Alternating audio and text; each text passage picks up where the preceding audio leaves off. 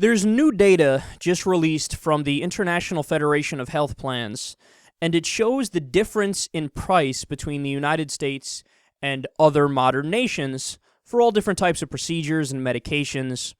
And spoiler alert, we pay an ass load more and don't get better care. So let me give you some specific examples here. I want to show you a few charts. For everybody listening on the radio, I'll break it down for you. Basically, what this chart shows is 2013 hospital cost per day, the cost of it. Now, on average in the U.S., a hospital stay for one day is $1,447. Okay? It can get as expensive as $12,726, but that's an outlier. And then if you look at just a few other modern nations, so take New Zealand, for example, and Australia here. New Zealand, it costs $2,491 per day. Australia is just $1,308 per day. So again, we are $4,293. New Zealand is $2,491. Australia is $1,308. So that shows you already, boom, we have much more expensive health care, especially if you go to a hospital just for one day. Now, the other examples are even more stark. You have, how about the drug Nexium?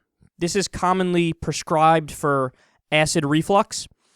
And in the United States, the average cost is $215 for that drug.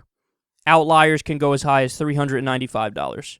In Switzerland, it's $60. Spain, $58. England, $42. The Netherlands, $23.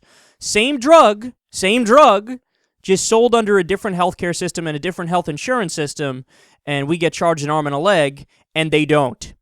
And then how about the drug Copaxone, which is prescribed to treat multiple sclerosis? In the United States, on average, it costs $3,875. Outliers go as high as $4,018. And then just a tremendous drop-off in other countries. Switzerland is $1,357. Spain, $1,191. Netherlands, $1,190. England, it goes as low as $862. So what we're talking about here, again, this same product just sold under a different healthcare system, a different health insurance system. Pharmaceutical companies obviously get much more money here when they sell stuff. And it gets down to just a very, very basic point to make about our system versus their systems. Our system has rampant price gouging. You know what that means?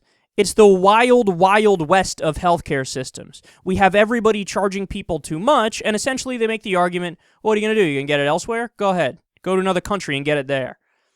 We're going to charge you wherever the fuck we want to charge you. That's how it is.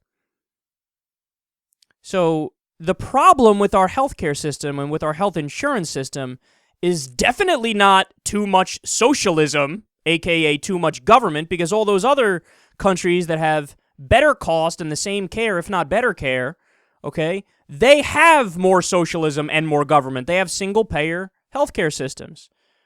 Us, we have a largely capitalistic health insurance system and healthcare system. So the solution is very simple, man.